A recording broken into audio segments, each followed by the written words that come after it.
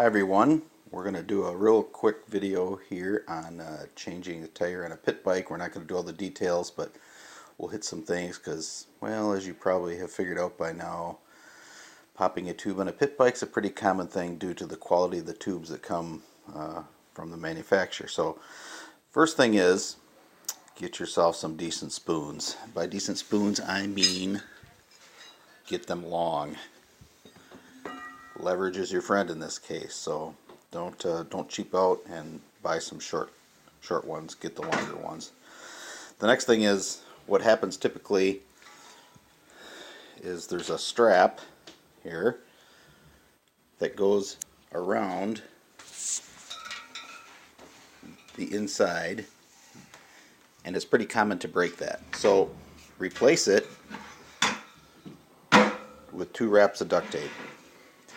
And then the only thing you got to really know is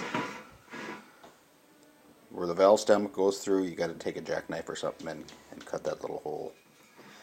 Beyond that, there's a little bit of a trick to learn how to get the tire on and off. I won't get into that in this video, but just take your time, go slow. The first thing you do is put the tire back on the rim. That's pretty easy.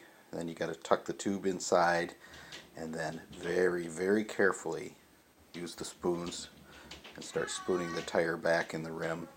Where's my turkey? And it's Thanksgiving Day and my wife is calling me.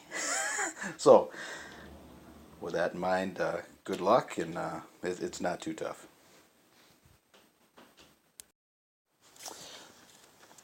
Let's jump in and talk about some of the basic uses of the spoons and how this is going to look when it's done. As you can tell from the last little segment, we've moved backwards. This would be right at the start of when you have to change your tire. First thing you would do is loosen this, take both the nut and the cap off. The other thing, the use of the spoons.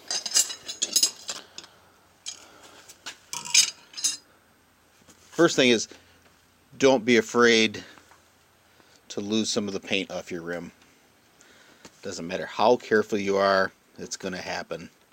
And Chinese rims, the powder coatings, it might not even be powder coated. It might be just regular old spray paint. So don't get freaked out. That's a good word, freaked out, because your spoons are going to take some of the paint off the rim. So how the spoons work is, when you're taking the tire off the rim, you're going to use the bent tip here, and that's going to grab the bead of the tire, or the inside edge of the tire. It'll get tucked in here, and I've got pressure in this tire, so this, I can't go all the way in. It goes in, and then it spoons out over the edge. The bead of the tire will pop up over the edge. You're probably going to use 2 spoons at the same time, and I've only got one hand available here, but imagine 2 spoons being worked in tandem. One's going to stay flipped in this position with the bead out. You're going to work this other spoon next to it. Let's imagine there's another spoon here. You take probably a rubber mallet, move it, flip it, go back in, move it, flip it. The tire, at some point, the bead will be almost halfway around and it'll start coming out really, really easy. So in any tire change, it's only about 3 inches that's kind of critical, and that's where all the work really is. So once you get past that point of no return, you're golden.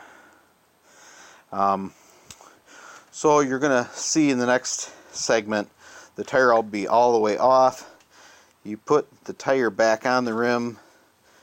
You can really use your knees and your hand, your palm, to help push it on, spoon it back on, and that's not really difficult. The trickiest part is, once you have it close to being all the way on, you want to be careful with your spoons that you don't pinch the tube. And how you do that is, you're going to have the spoons will be actually underneath the bead of the tire, will be sitting over the top of the spoon, and you're pushing the tire back over the bead. When you do that, let's see if I can get a side view of this. Make sure you don't go too far with the spoon. I would say don't go any more than you have to move the bead right here back to the inside of the rim. So in other words, don't push it down like that. You'll end up catching the tube underneath, and you would probably ruin your brand new inner tube. So try to only go up like 90 degrees, just enough to move this back inside the rim here. And then here's where we're going to pick up the next segment.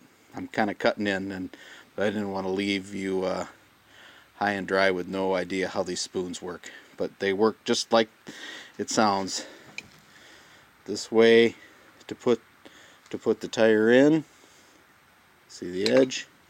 This way you're going to tuck it underneath the rim, grab the edge of the inside edge of the tire and flip it out over the top.